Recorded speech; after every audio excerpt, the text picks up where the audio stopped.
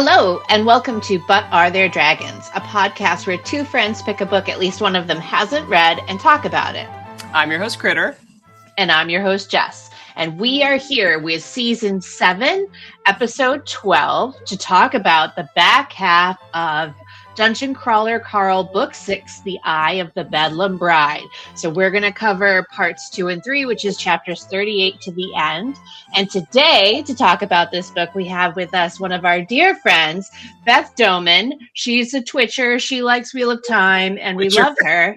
She is a Twitcher. Thank you for joining us, Beth. Hi! I'm twitching over here. You can't get over that intro. You cannot escape that intro.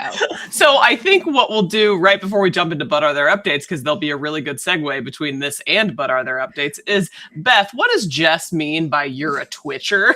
I'm a Twitcher. I play video games, and I primarily stream that experience on Twitch. And I'm a Twitch partner, and love engaging with people while I play a variety of different games. And so that's what that means. I'm a Twitcher. She's a Twitcher. So if you're watching this on YouTube, I'll be sure to put Beth's deets in the description of the video. If you're listening, you can find her very easily if you just search Beth Doman on Twitch, obviously, and TikTok, and anywhere else they can find you.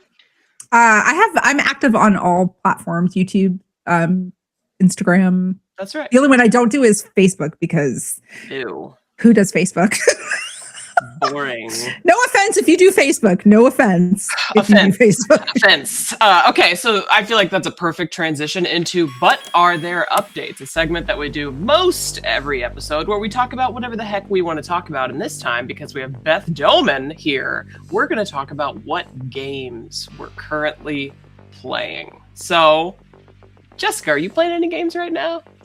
I am not currently playing any games, but there is a new board game that Mr. Jessica got recently that we managed to break out over the course of last week. Those of you who have followed along, last week was WatCon, and we had a lot of fun, and a lot of our nerd friends and family were in town. Not all of them, obviously, but a lot of them. So we did do some game playing, and we got to try a new board game called Cross the Line. And by we, they played and I watched with a tasty beverage in my hand, which made me very happy. Sometimes I'm just a wallflower. Who'd have thunk it? So that was fun. And what was the review, the game? Did they like it? It went really well. I think it was really positive. It's basically about trying to, there's a question posed, and that person on a scale of 0 to 5 with a slider says what their answer is, and you have to judge what you think their answer is. And there are bars to measure to see how close you got. And it looked like it went really well, because it's not really what you think about it. It's how well you can read or how well you know the person answering the question, which is the kind of stuff Mr. Jessica tends to, which is fun in a big group. I love a party game. Yeah, that sounds like a good party game for sure.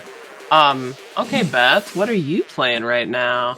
Well, besides my normal unhealthy gaming, I play Marvel Rivals a lot, which is a hero shooter, which you get to pick a different Marvel superhero, and you play as them in player versus player combat, team-based player versus player.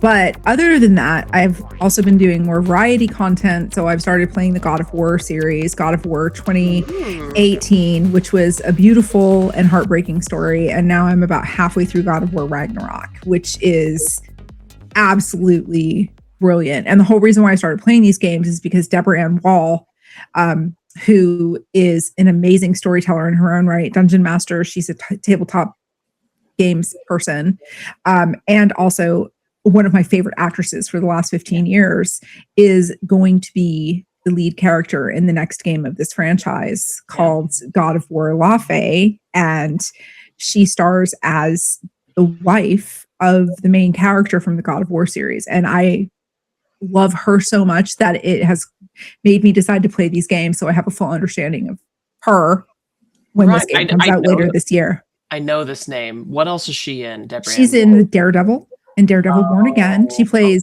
okay. and she's also Karen. She plays Karen Page in those games. She's also on True Blood. She played Jessica in True Blood. Yes. Okay. No, yes.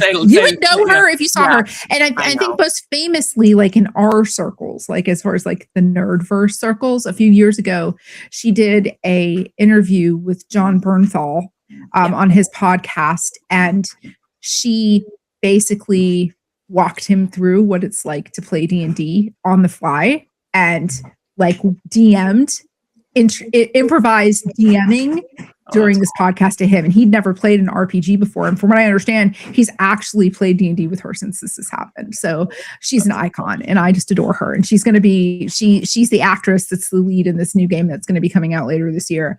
And so yeah, I'm so excited. So okay, I love that. Yeah. So as for me, historically, I used to be a gamer. I played all kinds of games. Call of Duty was one of my favorites, which I know is such a toxic game to be playing. Oh, it's okay. Toxic. We all have those. All have them. That was my like main game. I love games like Valheim. If you ever wanted to jump into like Norse mythology and do some crafting. Oh, is there a dog? Where's the dog?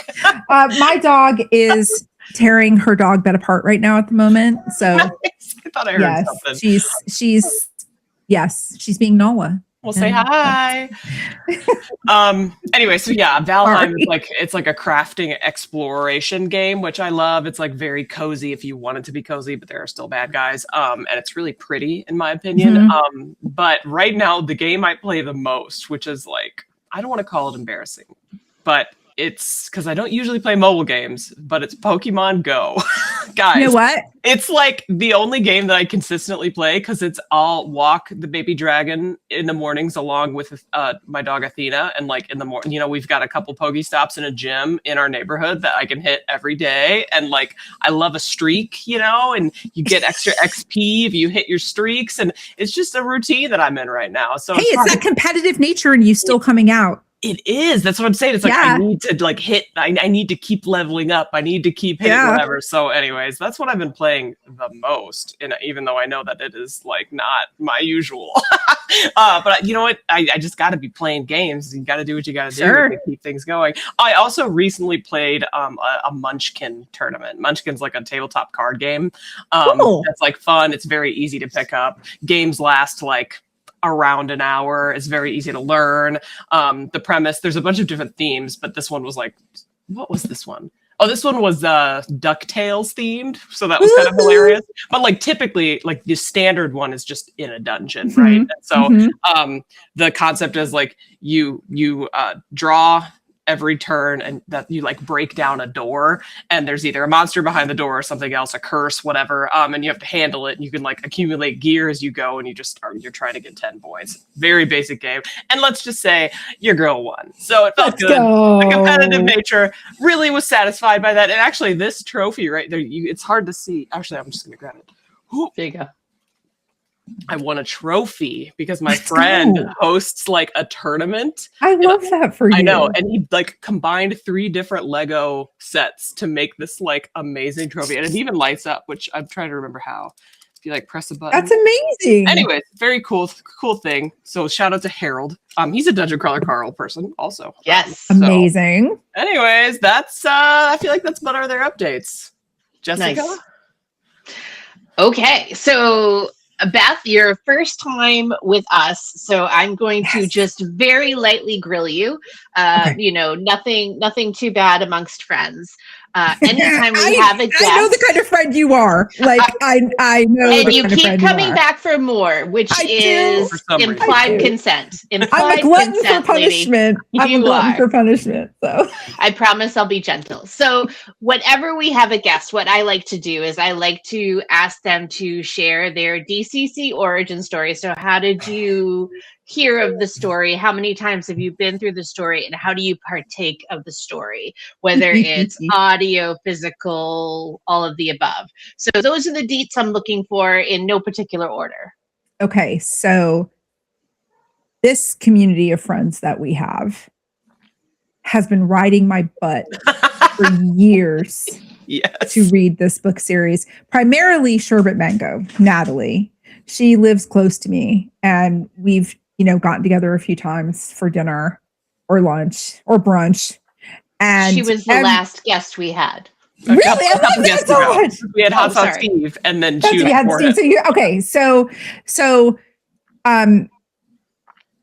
for years, every time we get together, she's like, "Have you started Dungeon Crawler Carl yet?" And I'm like, "No, it's on my TBR." I'm kind of like in this place right now where I'm just kind of like rereading books that I really like. Like I went through a whole re-listen of The Wheel of Time, went through a re-listen of The Expanse. And then I was at a point where I was like, okay. And then I heard that Dungeon Crawler Carl is optioned for TV. And I was like, I've got to read these books. I've got to read them. So I'm just going to start reading them. I started this series like the 4th week of June. Yeah. And I'm already halfway through book 7. And I have inhaled these books like I can't explain to you how much I have enjoyed a series in years as a first time like reading. And my reading is consuming as audiobooks. That's how I read books now anyway. It's how I've done it for years. Same. I had 8 Audible credits saved up and bought all of the books on Audible with my credits. And I can absolutely tell you that there are entire patches of the books that I'm going to have to go back and re-listen to them again, because like I know it's very much kind of like other great fantasy series. Like you consume the whole thing like the first time through and it's like overwhelming and the characters, but then you go back and it's like the nuances and the things. So this is one of those series where I'm going to be able to go back many, many, many times and glean something new. You know what I mean? So yeah. And the narration is just the best audiobooks. Honestly, the best audiobook narration I've ever listened to in my entire life. And that's all I've done for 10 years is audiobooks. And I love the Wheel of Time narrations, like especially like Rosamund Pike's redoings. Mm-hmm. These are better. These are better. Jeff Hayes they just are. unmatched. Yeah. Like we listened to Andy Serkis do Lord of the Rings. Jeff Hayes is better. Like Jeff Hayes is the best. There's just no contest. Yeah. It's insane how talented they are. It's just, I'm obsessed. Absolutely obsessed. Yeah. So. Okay. Well, you're good. You showed your credentials at the door. Welcome aboard. Thank you. So I will say for you ladies that these are the most chaotic notes I have taken in this season to date. So we're just going to bounce along together and see what happens. We're going to start right in with daddy issues. So we come back from the break right into meeting Carl's dad, whom we never get a name for. Were there any surprises for you? I'll call on you, Kritter. Kritter, how did you feel about Carl's dad? Any cliches or tropes left unturned with Carl's dad? No, even all the way down to the younger wife, like hitting the reset button. It was all there. He was just a real piece of work. And I hated him. And I think that's exactly what I was supposed to do. What's his name? Warburton? Is it Andrew Warburton? Patrick Warburton. Yeah, being his voice is perfect because we've talked about this before, but in the first Dungeon Crawler Carl audiobook, I was like, is this guy the guy who voices Kronk? Like I literally had to look it up to make sure it wasn't him. And I think you said that that's kind of why they looped him in, is because a lot of people felt that way, that he sounded a lot like him.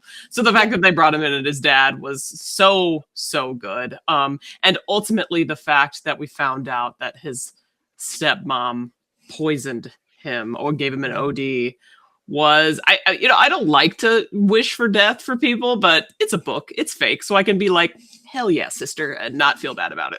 I think so that's where I'm at. Yeah. Beth, how did you feel going through that section? Kind of a transition in tone that we go into every time we get some lore right on the background for Carl. It's a little, it adds to the picture a little bit. Any thoughts or feelings? I mean, for me, it resonated with me personally on a lot of levels. Just my own personal relationship with my father, who's been deceased now for almost 30 years, or 20 years, I should say. I really resonated with Carl without getting too much into the weeds. But for me, it was a very personal take, and it made Carl, because when he's in the dungeon, right, he almost seems like he's like this mastermind, like he just comes across these things, and it humanizes him, right? It brings us back to the humanity of in the chaos, and to see that he was, before the dungeon even happened, that he was resilient through his very traumatic childhood, really resonated with me personally. So I was glad he got what he got. He deserved what he got. And but I'm heartbroken for Carl at the same time. Yeah. So I'll only add 2 notes to that. One is you commented on the repeat wife, right? Like the younger wife, the younger child resonates with me, not necessarily with my own father, but with other things that have happened in my history. So a lot of echoes in that. But the extension of that is, so he never grew, right? Like he never learned from anything. He's still stuck in the same place, and he's repeating the same patterns. So that's, I think my therapist would say that's growth. So we'll go with that. But also, again, every time we get a little bit more of Carl's backstory, we understand a little bit more of where he's coming from. And for me, it just immediately made me think that's why he's such a caretaker. That's why he's trying to save everyone, because nobody saved him. So yeah, just, not to get Also, too heavy, but that's right where that comes from.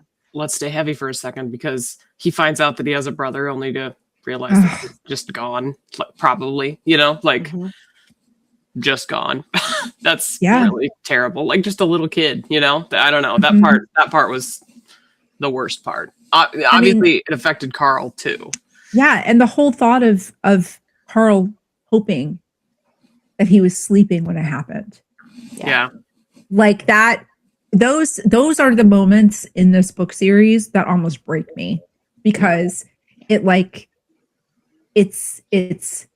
so full of these crazy themes that are happening, but then something like that, and it makes you remember that how much their lives have changed in 3.5 months, basically, right? And it's just like I can't really explain it, but those are the things that make me cry. Like when I have physically cried in this book series, and it's moments like that. Like I had to pause the book at that point when he made that comment that he hoped he had a good Christmas, and then he hoped when the end happened, he was sleeping and that he was okay with his mom and that they had been safe after what she did to his dad. And I just it broke me, and I had to take a break for an hour before I could go back in and dive back into the calamity, So the Bedlam. Right. Yeah. Lots of very poignant moments. Yeah. We talk about it like it's a silly little story about gamer worlds, but there's he packs a lot of heart in there too, which he does. For better or for worse. But then, so to keep that train rolling and finding out as they're facing their next big boss that, they see this 10-headed Hydra. And as per my usual, I was figuring it out alongside Carl. I hadn't figured out anything ahead of time. That all of these individuals that became a Hydra head had connections. And as Carl figures out the connection, the real gut punch of B knew about Asher and didn't tell him. That was such a Georgina thing to do. I don't like her. Right. Who got that reference? Did anybody else get the reference? Yes. I'm sorry. I thought you said, I was thinking Regina George from Mean Girls. Oh, that's what I thought. Okay. Well, that's not a bad. No, it's another Gossip Girl character. Georgina. Oh, I've never watched Gossip Girl, so Yeah. I do not know. I've never watched the show. So all the Gossip Girl references in this series are whoosh for me, but that's okay. That's okay, because we love Donut anyway. I have to wonder if Matt Dinneman is a Gossip Girl fan, because we were talking in my Discord that he either had to get into the Gossip Girl lore, on I don't know, Wikipedia, Reddit or something. Reddit, yeah, because it's Georgina's a character that doesn't show up until later, significant. I don't know. Sure. Anyways, it's just after I finish the books, I'm gonna have to dive into whether Matt Dinniman is a legit Gossip Girl fan. Gossip Girl fan. Yeah, because I've watched Gossip Girl probably 3 times all the way through. Like, it's one of my comfort shows because it's just so trashy. But anyways, yeah, we're diverging from the plot. But how insane is that B didn't tell him? And also, like, the fact that he immediately thought that it was an evil thing, and then in my mind, I was like, B's still out there in the universe. Something's gonna happen. Something in this narrative. Yeah.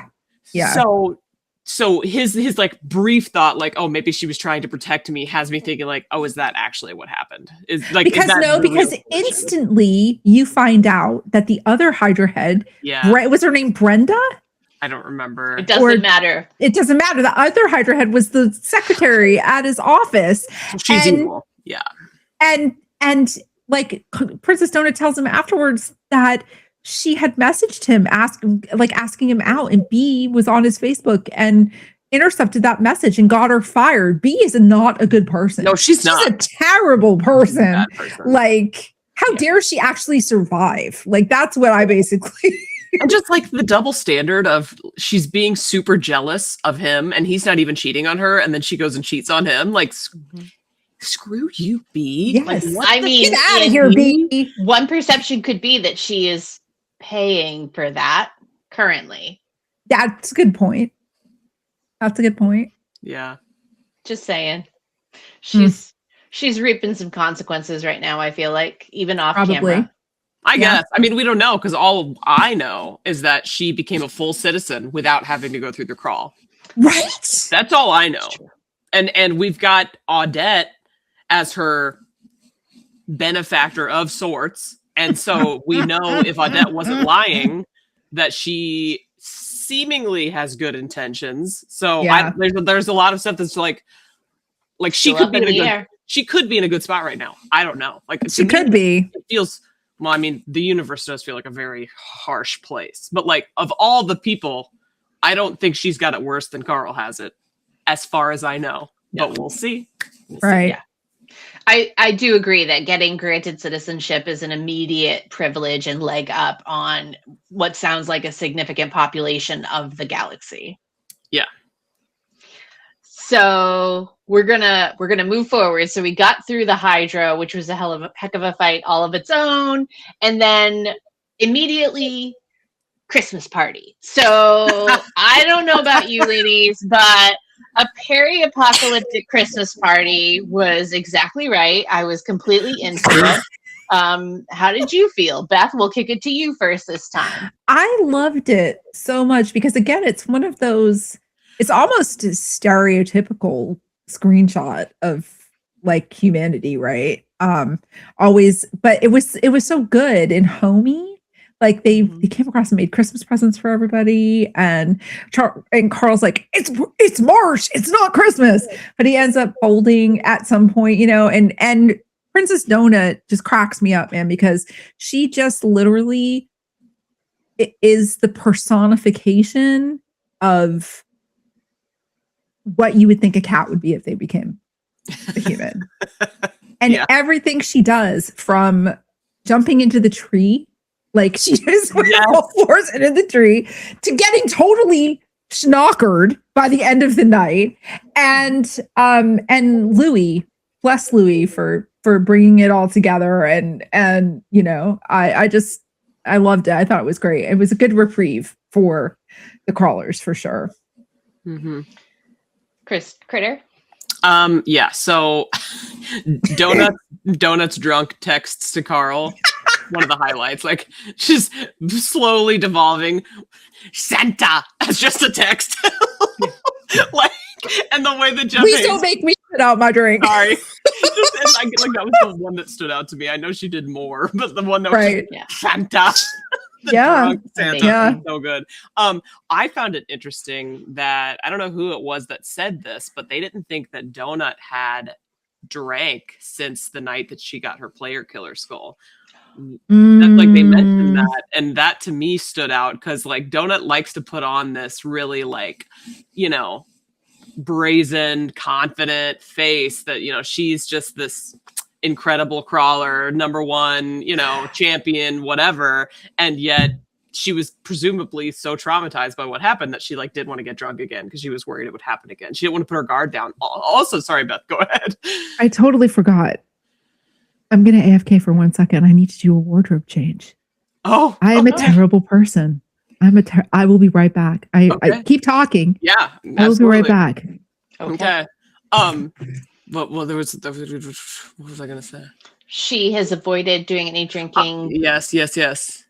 Oh, and it was also interesting to me. It got me thinking, like, we've been with them essentially this entire time since that moment. And since that moment, they've gotten a bed that makes them only sleep for a minute before they can move on. So like they have been going more or less nonstop without a reprieve since then. There we go, Desperado Club. So yeah, it's just been this Christmas party felt like some really much needed medicine for the people who have been going nonstop. Nice. Oh my god, I have that very similar design on my donut shirt. I love it. For our audio only family, Beth came in a black t-shirt that's got the Desperado Club on the pocket, right? And then on the back it's got a nice sketch of Donut in all of her glory with a dirty Shirley in front of her. Mm-hmm. Sorry, I dropped the ball. I was supposed to wear this since the beginning. Hey, you've got it on now. You've got it on. I was just saying how wild it is to think that Donut, all the crawlers have been going like nonstop essentially since Donut got that player killer skull. Like there have been so few reprieves that this Christmas party was like absolutely crucial. Yep, I agree 100%. And Dinneman does such a good job of bringing the energy back down so he could ramp it back up again. And this was a great way to do that. Masterful.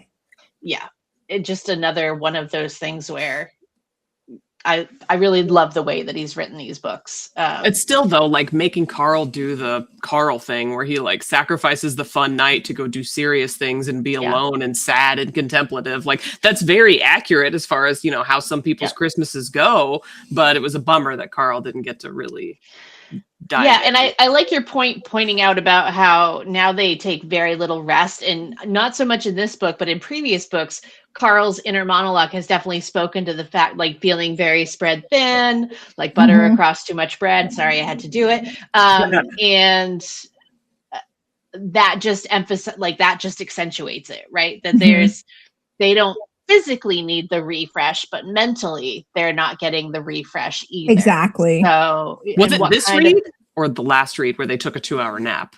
I think it was last book. Okay. Not last book. I think it was this book. Oh, just the first it happened in book 6. I can't remember what part of book 6. Like he fell asleep in Donut's room. Yeah. Like intentionally. They're like, we're just going to take a nap. Yeah, and he ended up falling asleep in her chair. And it was like 2 hours later and he woke up. And it was like the first real rest because they have those instant beds now where you can just like walk on the bed and get instantly. It's almost like Moraine from the Wheel of Time casting the, using the one power to get rid of their tiredness, right? Physically. Basically, it's like what the books can do physically for you, but if you don't let your mind shut down, like there's those studies about sleep deprivation of what happens to your mind when you can't shut down and let your subconscious process, especially in a scenario the landscape is constant trauma, right? Like they are living they're living a nightmare and no rest. Exactly. And I'm going to segue that because Kritter teed it up beautifully into Carl's little road trip. Yes. So we're going to Florida. Kritter, I think I want to start with you. How did you feel about Carl's little road trip and the little show, if you will, from the residual in Florida? So I was, like everyone in the galaxy, apparently incredibly intrigued by what was going to happen. And then when it did happen, I still felt like, okay, interesting. We're getting some exposition. We're figuring some stuff out here. And then they zipped him away, right before the whole, like, this is what you have to do line.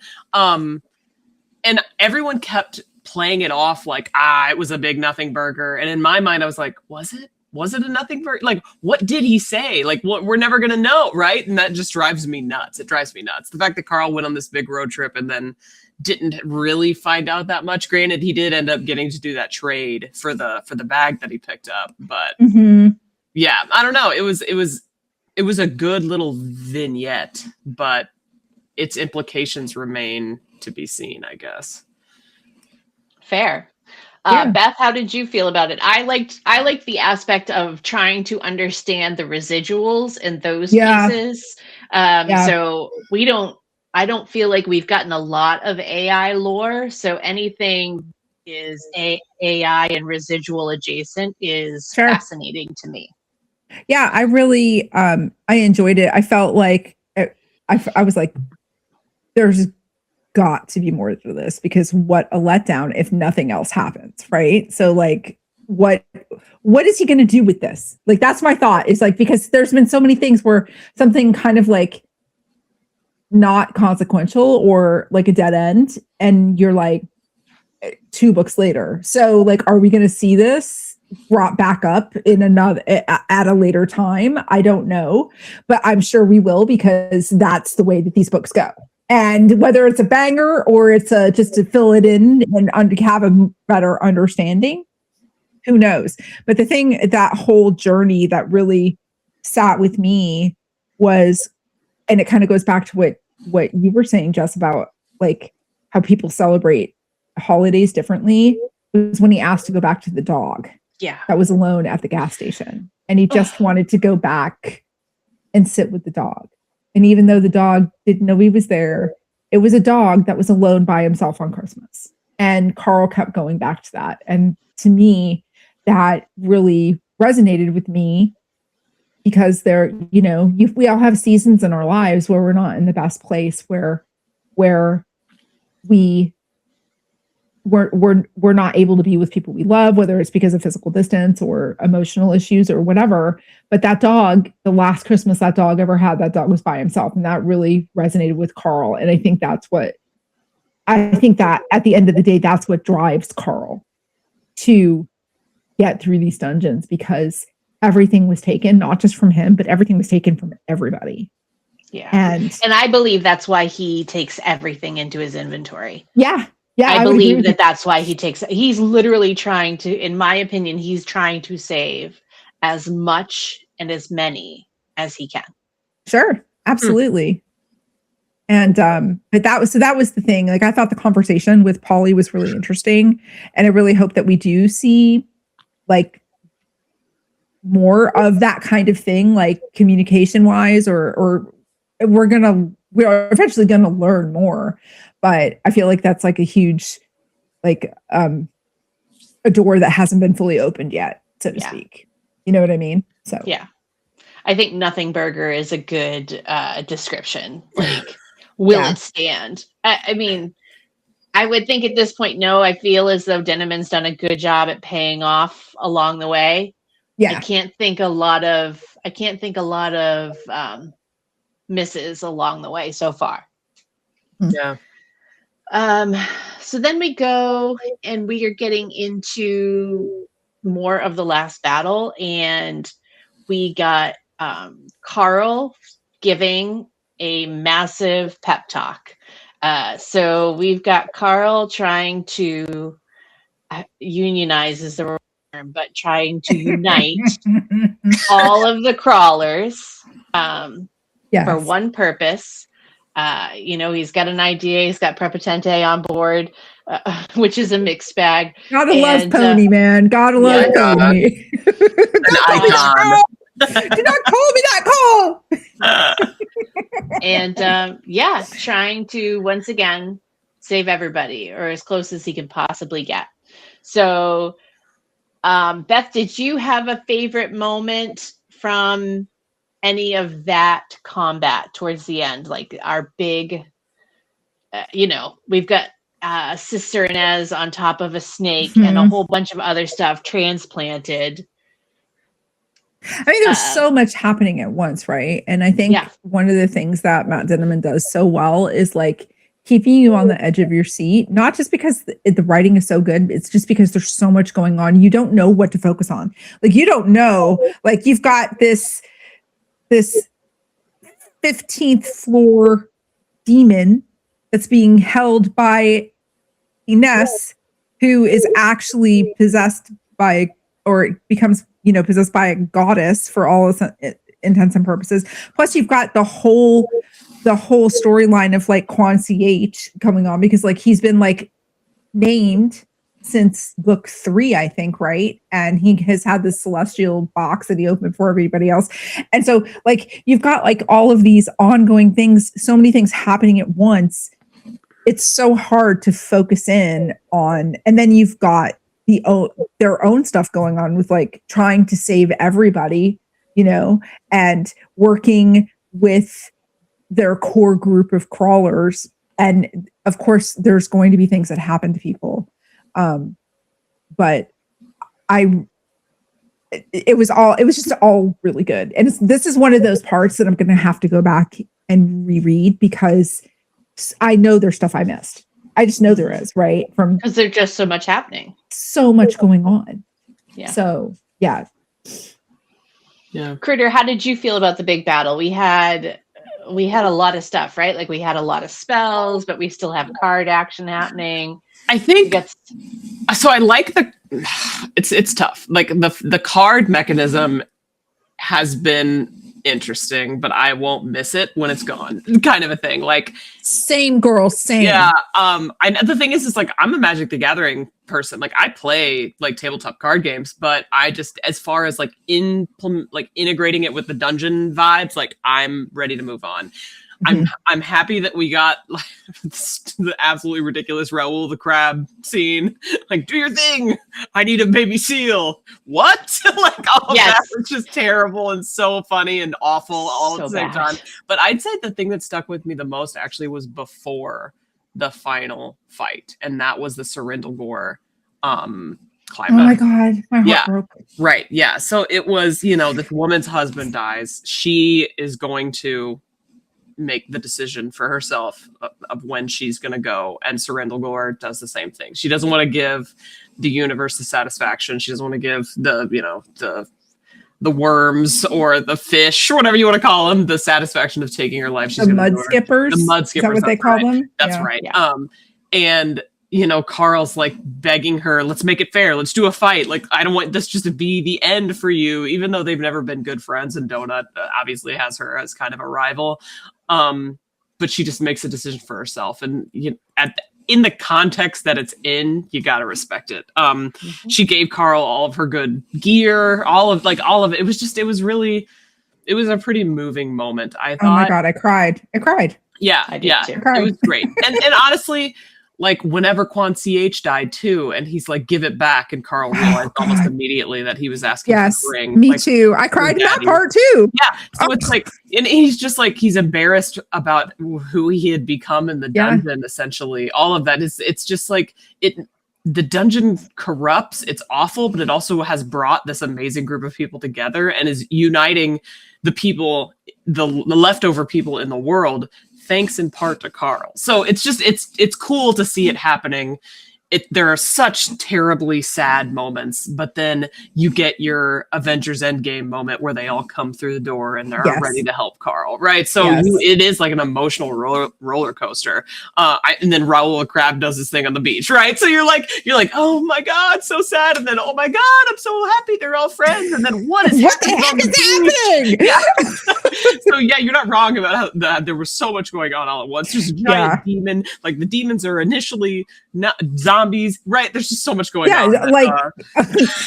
And then, so insane. I do think that my biggest complaint about the book, and this is like post-fight, but this is one of my biggest complaints, I think, so far, period, in Dungeon Crawler Carl, is the solution felt so unreal. Like the way that it was described was like, okay, if the demon casts the spell over the entire world, he'll suck everyone straight up into the portal.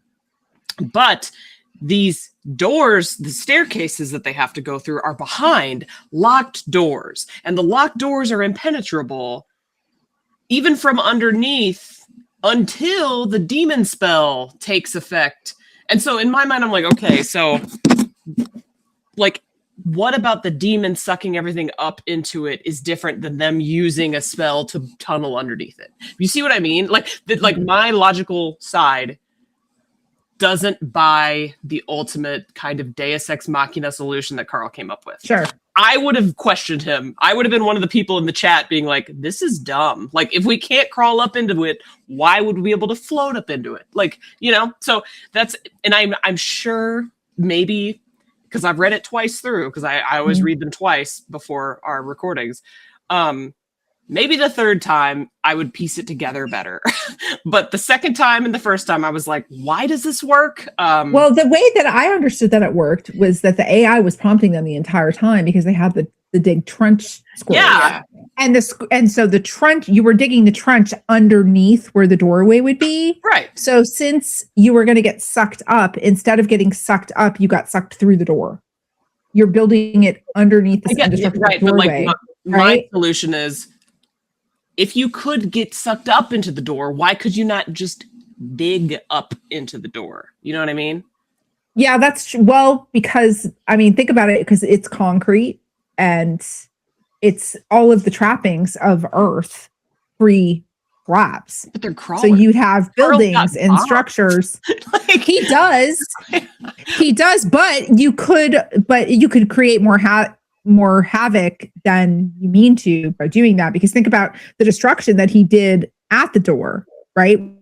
Yeah. When they were having the fight, the card fight happened, and then before they fixed I agree with you. It's all very I get that is the explanation. It's plausible reality. Yeah. Right? Like we have to suspend plausible reality. We do. No, we have to suspend our disbelief. It's a very DM thing to do, though, when you think about it. Yeah. Yes. It's a very DM thing to do, to throw something at you and be like, you know, you have like the AI is a very interesting dungeon master. That's all I'm gonna say. Well, that's true. And to me, it's like, okay, the dig trench scrolls existed, so that does feel like the AI being like, okay, this is your one solution. But it almost felt like after Carl pitched this to the world and finally they started taking the steps by beating the first phase and second phase quests, the AI's like, okay, fine, I guess I'll let this work, right? As if it like wasn't necessarily going to let it work. So I don't know. Yeah. The AI is so interesting because it also made the Hydra, which was awful, but good TV. Yeah. But also it feels like the AI likes Carl sometimes. It's just, and Carl keeps reminding me. It's like, weird. It's a weird relationship. Right. So I'm just over here like, do I like the AI because all of its like weird revolutionary rants that it occasionally goes on? Or do I not like the AI because he's still torturing the crawlers when he could probably just free them if it wanted? You know, I don't know. So that's a great segue into my next bullet, because I was like, by the time we get to the end of this, first off, we hear it mentioned in the cookbook, right? And then we see it in action. Carl has found ways to try and at least seem to work the AI and manipulate it to talking provide to outcomes. It nicely, doing and beyond the crawl, right? So we see him taking that on a macro scale as we see them influence the faction war setup for next floor. Yeah. And that is massive. I thought that was killer. Critter, do you want to comment on the outcome on the faction war stuff at all? I mean, slay. Like, honestly, I feel like Carl is, some people might say he's green Aja. I think he's blue Aja. If you're a Wheel of Time fan, he's got his cause. His cause is end it all for the bad guys, right? Get them back, take them down. And the play that he made was so, it just gave like lawyer. I don't know. Like, it felt so manipulative in the most juicy best way, right? Because you're just like, how do you say no to this? How, it's not fair for me. You could make it fair for me if you wanted by doing this easy thing that actually benefits you, right? It was just like, honestly, and have your population vote on it. Have the people vote for it, which is the whole thing. Like, you could talk about like the themes happening in this book, right? And the parallelisms to consumerism and capitalism and corporate greed and all of this stuff. At the end of the day, if you let the people decide, they're going to tell you what they want to do. And you can subjugate people as much as you want, but if you give some people free will, you better be careful how, you know what I mean? Yeah. And that's the what is that expression? When be careful what you wish for? Because though everybody on the ninth floor, they're all in the same situation that Carl's in, right? As far as protections and all of that stuff. So for the first time, there's a level playing field. Yes, somewhat, right? Because the AI still runs everything. So, and who knows, right? Like, who knows?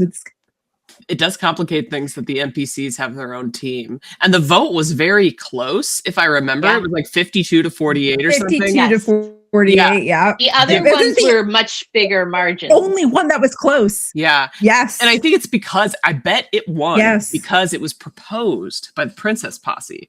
And so, like, you know, the population likes Carl, they like Donut, and they wanted to do what they want to do. But they probably also saw the implications of it, which is, if they didn't have their own faction, they'd probably be on Carl and Donut's team, which would be more advantageous. But at the same time, like, Carl would probably want them to do what they wanted to do, and what they wanted was to have their own faction. And so there we are. Like, even if it's not as good for him, that's still probably what he would decide.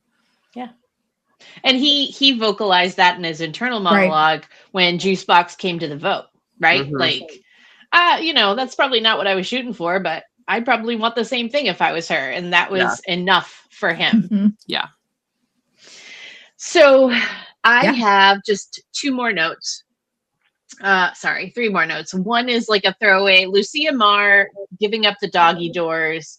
Did anybody else's sus alarm go off with that? I want to believe that it was benevolent, because I know that Lucia Mar has different sides to her.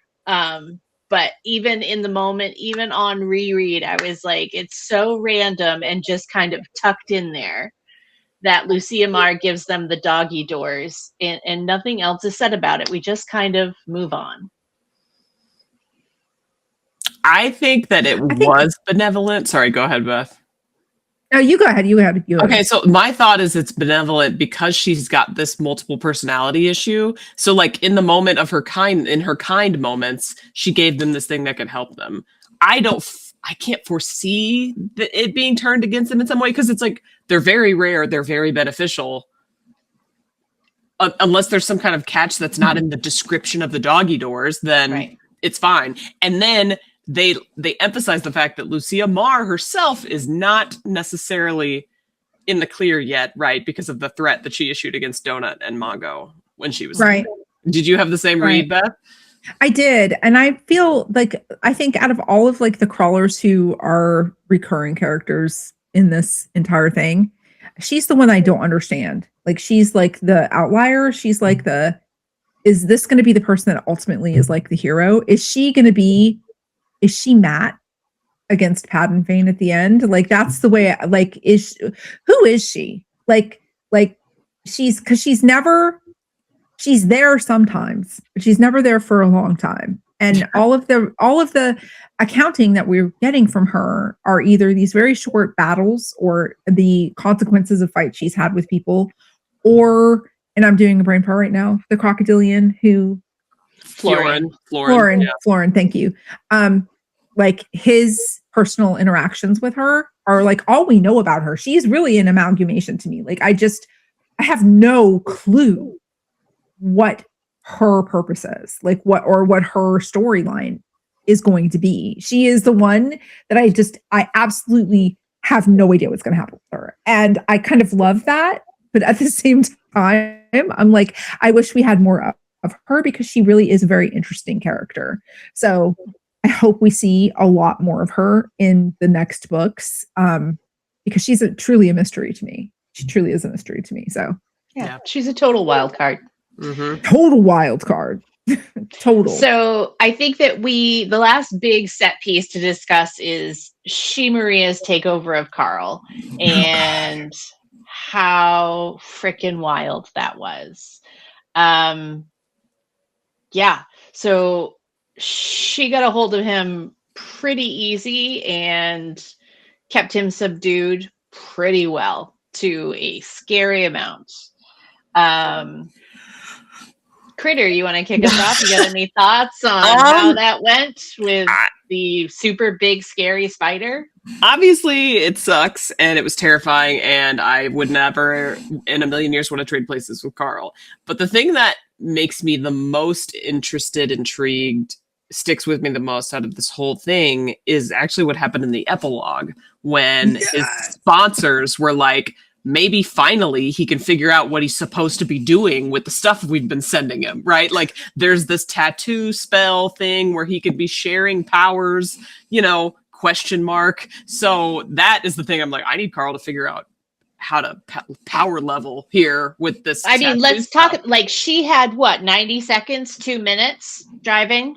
And she, big bang boom, went through his inventory and created 3-4 potions and a little tattoo action to ensure her safety. So yeah, I mean, it would be great for him to be able to maximize and use that knowledge, but at what cost, man? She's scary. She is frightening. Literally frightening. Like she reminds me of, and I don't know how, like, I know you guys have your D&D campaign and stuff like that, but I don't know if any of you guys have read like the Forgotten Realms books with Driders. Do you know what a Drider is?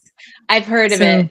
Mr. Jessica's done it. Yeah, I haven't done Forgotten Realms yet. So like in Forgotten Realms lore, Lolth is the queen of she's a spider goddess, and she's worshipped by the dark elves of Menzoberranzan. And she has the capacity to turn dark elves into half spiders, and they call them Driders. And they're almost like centaurs when you think about it, but their bottom halves are spiders instead of horses. Oh, that's like what Carl looked like whenever it happened. Yeah, exactly. And that's and that's all I could think of was a combination of Shelob from Lord of the Rings and a Drider from that is literally what I was putting them together, and that's literally, if Shelob was a Drider, it would be Maria. That's literally what I thought this entire time. And the fact that she's so cruel and manipulative, and it's crazy. Like, I know this happened in the first part of the book, like his conversation with her when he sent Samantha, and she's like, Samantha, and by the way, Samantha's my favorite character in this entire book, hands down. You and 100%. Steve both.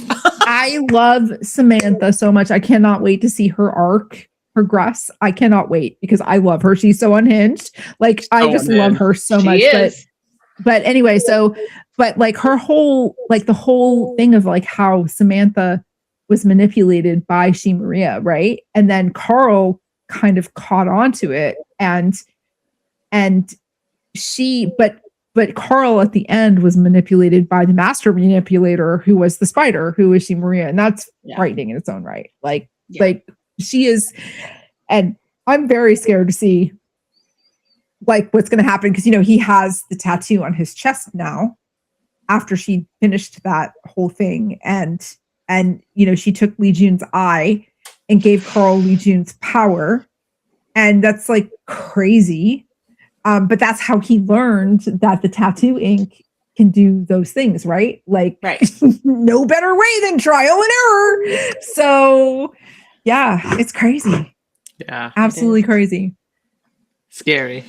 Yeah. So that brings me to the epilogue. Oh my god, best part.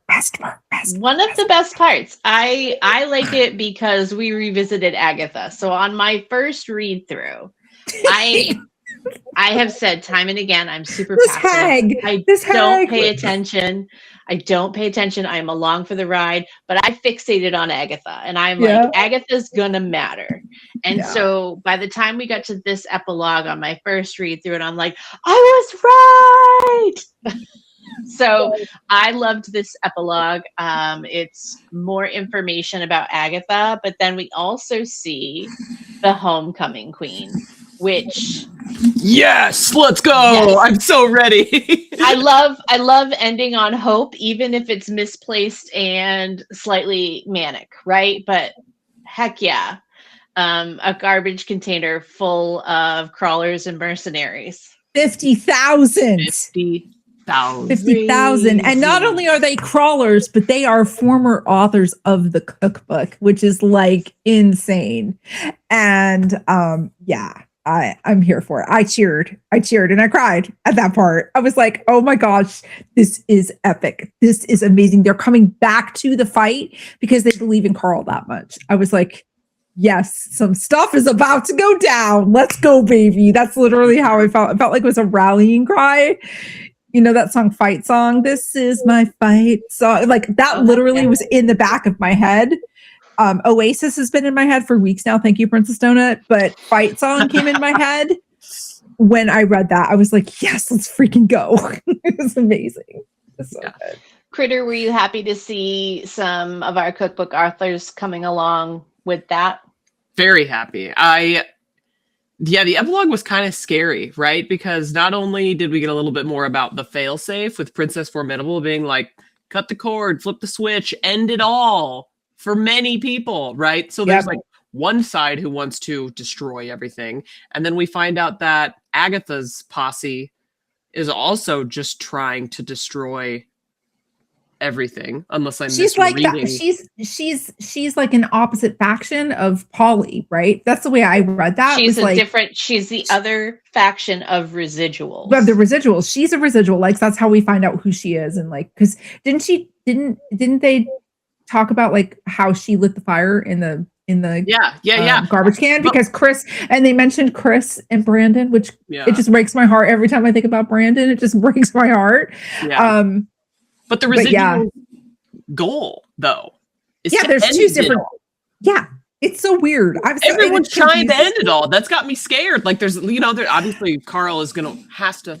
I mean, like, how can you have a happy ending when everybody's trying to end it? Like, that's what I'm thinking right now. Honestly, like, that's my thing. Is like, is this going to be like the strain when there's just not a happy ending at the end of it? Like, is it going to be like the sad thing? It better not be, because I'm going to be really upset. I'll be really mad about that. I'm really mad about Cinnamon. That was my biggest takeaway. There are 50,000 troops coming in hot to be on Carl's team, but my biggest takeaway is like, how many people in this book series are trying to just blow the whole existence up? That's fair.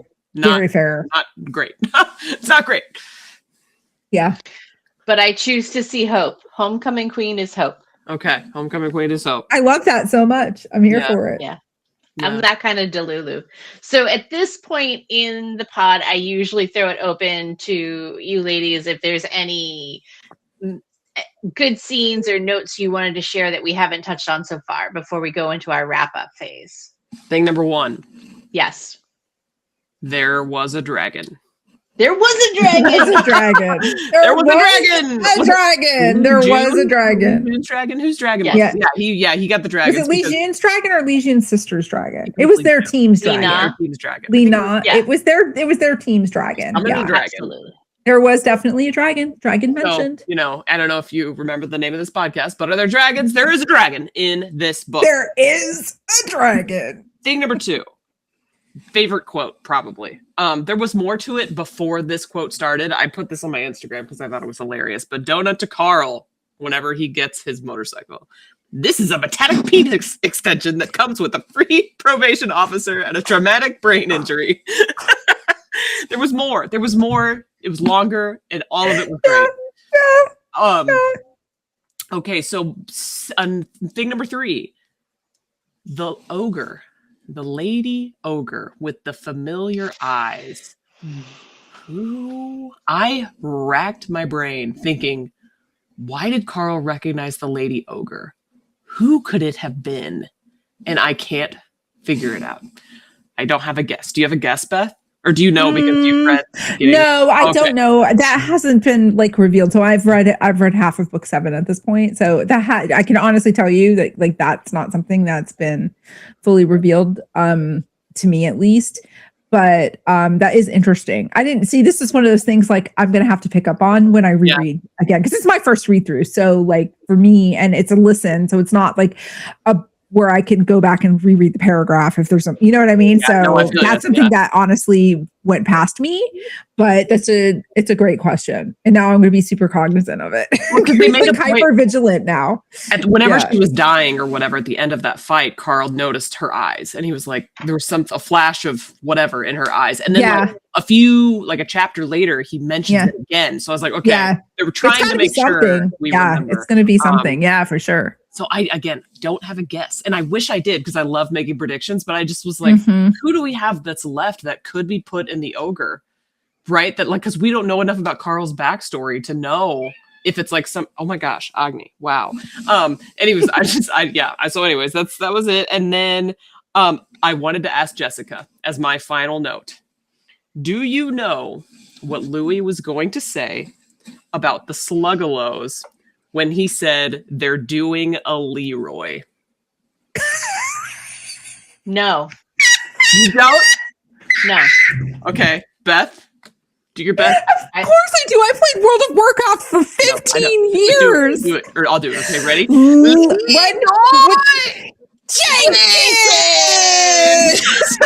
I'm sorry. You don't get it. So you're going to have to look it up on YouTube or I'll send you the link. It's a classic. It's literally a classic. Leroy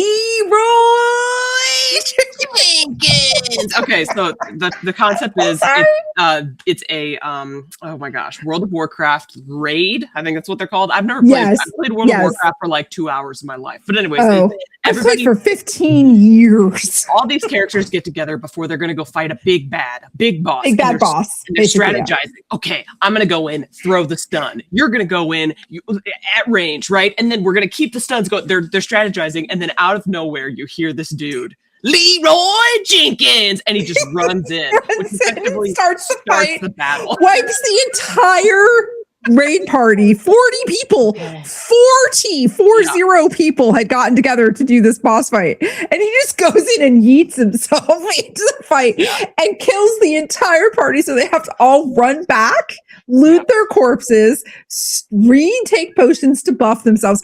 It's literally like Dungeon Crawler, except they get to come back to life if they die. Right. Okay, there's two things I have to say. First off, thank you, because I didn't get it. So it definitely means a lot more now. And two, I might be Leroy Jenkins in my other campaign. I love that for you. You know what? I absolutely love that for you. I have been Leroy Jenkins myself on many of occasion. Like, I get it. I get tired of strategizing, so I'm like, all right, let's start. Let's do it. Let's do it. Yeah, that's perfect description of the Sluggalos. So thank you for sharing that with me. Also, you mentioned the ogre. I never mentioned that the turkeys in the barn was low-key terrifying for me. Oh my God, yeah. I hate birds. I try not to use that word, but I really, really dislike birds. So you really tapped into that for you. That's really funny. Yeah. For me, I was like, it's a bunch of turkeys. Okay. It's a bunch of turkeys. No, so a little bit of TMI. My mom had horses when I was young, and she boarded them at a stable, and there were swans and goose and geese, they're mean. And they chased me when I was 3 or 4. Yeah, and so my mother would swear on a stack of Bibles that's when it started. And I'm like, sure, I'll accept that. I don't particularly like birds. Okay. Fair. Very fair. A barn full of turkeys, zombified or not my scene. So I feel like this is the perfect segue, unless Beth, you had any more comments? I'm just going to talk about that. I'm really interested in finding out like what is going to happen with Carl being a patron of Emberus, a worshiper of Emberus, because we have this new quest thing coming in where Amion said that he would help if he knows who killed Embros' son, but he's only going to help if Embros helps kill his brothers. So like, are we going to get to the 15th floor? Are we going to get to Sheol? Like, is that stuff all going to happen? Because like, it's a 10-book series, right? Like allegedly it will be. Allegedly, right? So that's the question though. So like, that's my thing, is because these are like really great epic quests that are so and plus he still has this outstanding quest by Emrys to kill Emrys's brother. So like I can't remember the name of the god that he has to kill. Orthrus. Orthus? Orthrus? Oh no, the brother is not Tyrannus. It doesn't matter. It doesn't matter. But anyway, it's just very interesting. Like there are these really big, huge, epic storylines that are just not like, are they going to come to anything? Is there, and that's what to me is the thing, the epic fantasy lover in me, like these large things that are happening amongst the chaos. Like, is this going to amount to anything? Is there going to be a catch to him being a worshiper of Empress? Because right now there really isn't one, right? I mean, he can't exit the dungeon until he completes. Right. And then not only that, I mean, besides the fact that he has to give the tithe, which pisses off Donut. I mean, those like, right? But I mean, like, so far, what is the big catch in all? Like, how is this going to resolve itself? That's my big question hanging over. And it's not just this book; it's the entire series, really, honestly. Yeah, right? That feels like Endgame. Yeah, but it's fascinating to me. It's like, how is this going to be? Because this is the sign of masterful authorship, right? Like this is masterful storytelling of interweaving these very long-term things in all of this chaos that's happening in the moment. Like you still have all of these overarching things that how are they going to be resolved? And you add to it, like that's an in-game quest, right? Like all of that is besides what's happening in outside. The world. Exactly. Yeah. So it's just one more thing he has to conquer before he can get to the other side of the crawl. Exactly. Yeah. It's those are the things that are like my biggest question marks. Like, ooh, how is that going to happen? Like, are we going to see Amion again? Are we going to get to Sheol? How is all of that going to happen? Those are my biggest questions, I think. Yeah. Nice. Okay, so I'm going to go into our favorites and wrap up. So, Beth, I'll go back to you. Do you have a favorite mob or fight from this half of the book as you recall it? I mean, honestly, the boss fight I just thought was really good. Sure. My favorite mob is, even though she's absolutely frightening, is She Maria. Like, as far as like adversarial mob, She Maria hands down it wins the cake. She's just so chaotically evil. Like if you live D&D alignments, like she's chaotic evil, and I love it. I just love it. Great answer. She was my answer last week. Kritter. It's same. She Maria, ditto. Just the fact that she took control of Carl's body and kind of like fooled everybody for a second, being like, "Oh no, I'm just trying to get used to this body." When it's Carl's not saying it, she's saying it. Like, it was horrifying. You know, is she going to stay in his body forever? Right? And then she did, and then she tattooed herself into his body. Like it was just so wild. So she took it. Even though there was a giant demon. Demon was fun, but he wasn't as he was not She Maria. Nope. Right. And I'm going to go with the trifecta. Yes, She Maria, because the whole fact that she can cosplay as Carl enough to get through that moment and have full autonomy is absolutely terrifying. And we should be able to take over again. Yeah. That's a great question. I'm scared to find out. Not gonna lie. Okay.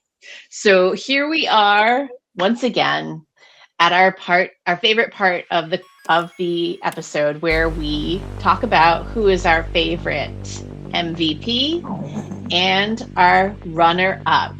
So this time Beth is holding her face.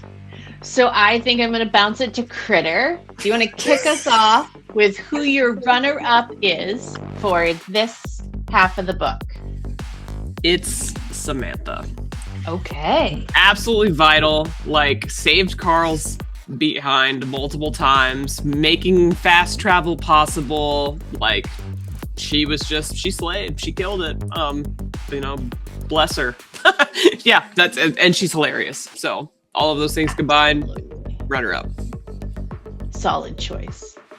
Beth. She's my runner-up as well. Okay. I guarantee you I have a different MVP than Kritter. If we have the same MVP, I'm going to ask, why are we sharing a brain? Seriously. Seriously. I'm pretty predictable when it comes to the MVP for the most part. Gotcha. Jess, go ahead. So for my runner-up, I wanted to nominate Ellie and her I love Ellie. kick butt grapple spell. Because I don't feel like Ellie and Imani get enough love. But I will say, like, Samantha is a strong choice. She did a lot. She was clutch. But I think that Ellie sitting on that spell and being able to cast it was a huge thing and made it possible for our team to win. So I'm giving it to Ellie. I'm here for it. Okie dokie pokies. So that means we're going to you, Kritter. Who is your MVP for this half? I'm going to shock everyone when I say Carl.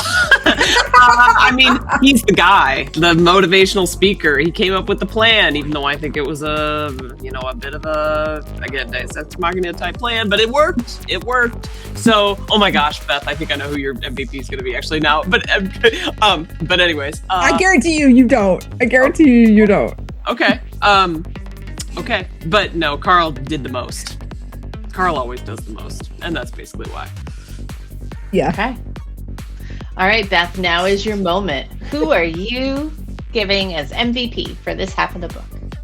Raoul the Crab. Oh, I thought you were going to say Pony, but no, that's a good one.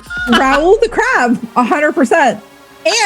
And by default, Alpha Carl. Because if Raoul the Crab hadn't repopulated the ocean with baby crabs for there to be souls for, what was his name? What was the demon's name? Amion. To have enough souls to, the whole world would have ended. So if it wasn't for Raoul performing and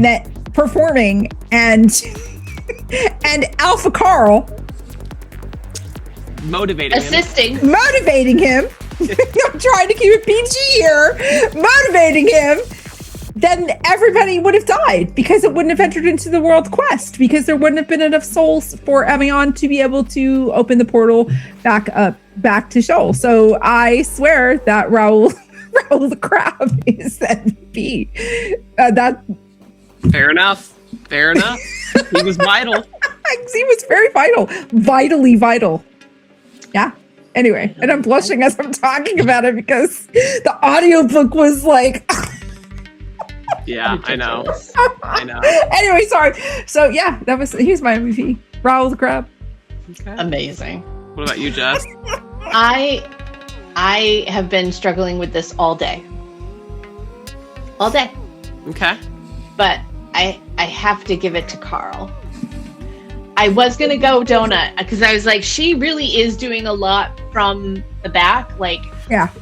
She's continued to up her game on the cards, and she is, even though she's not in the action with Carl, she's still doing stuff in the background, and they're swapping decks. And so it's a little harder when Carl and Donut aren't in the fray together. Yeah. But ultimately, I have to give it to Carl. He just did the most. He absolutely did he really do the most? I really think Raoul did the most. Raoul did something. Something very specific. but real quick, talking about Donut, like Carl even makes that, Carl's POV is everything, right? So he even makes the comment that he was really at one point where Donut talks about the deck and like how she did this and this and this. And he's like really amazed at how well she understands playing. And that she has surpassed him. Yeah. And it's so, yeah. And so yeah, I can respect that she's, Carl wouldn't be able to be where he is if Donut wasn't there, for sure. Right. Like, yeah, so she's the ultimate best sidekick ever. For sure. Agreed. I think she would resent being called a sidekick, though. Well, yes, Right? she would. She would. She definitely would. But and one more thing I have to say is in regards to nobody would have bought Carl's plan if Pony Propotente hadn't endorsed it and said it had at least first it was a 50% or 60%, 40. then it was 40%, then it was like, well, maybe it's really 35%. Nobody would have gotten on board with it if Propotente hadn't given Carl an endorsement. I do have to give him that acknowledgement for sure. So, That's why I thought you were going to pick. yeah, no, Raul definitely stood out to me the most. For sure. Anyway. Okay. Well, Beth, thank you so much for joining us. This is amazing. Oh, wait. Okay. Oh, we have to do the MVP for the book. The whole book? Oh, the MVP for the whole It's book. such a shocker. So our runner-up for the book with 3 votes is Samantha. Love her. Deserved. She did a lot. Deserved. She did a lot this book. So I am good with that. And to absolutely nobody's surprise, our MVP for this book is Carl. We love Carl. We do love Carl. Thank God we love Carl because, otherwise Dungeon Crawler Carl. We wouldn't God, be we reading love them. him. Right? We do. Okay. Well, if you are following along, you can probably guess that we are going to continue Dungeon Crawler Carl for the next book that we read. So read chapters 1 through 43 of Dungeon Crawler Carl, Book 7, This Inevitable Ruin, for our next episode, which will be dropping in 2 weeks on August 4th. Thank you so much for tuning in to our 12th episode of Season 7 of But Are There Dragons, brought to you by your host, Jessica Sadai, and me, Kritter XD, with our special guest, Beth Doman. Don't forget to follow us at But Are There Dragons on YouTube, Instagram, and TikTok, and But Dragons Pod, just 1 T, on X. You can also find your hosts on social media as Kritter XD and Shelf Indulgence. That's it for today. New achievement! You're really on a roll now, huh? You think you're so cool reading these all so fast. But guess what? No one gets out of here unscathed. You'll see! Go ahead and tackle Book 7. Reward? Just wait and see what happens. Thanks! Bye! Bye!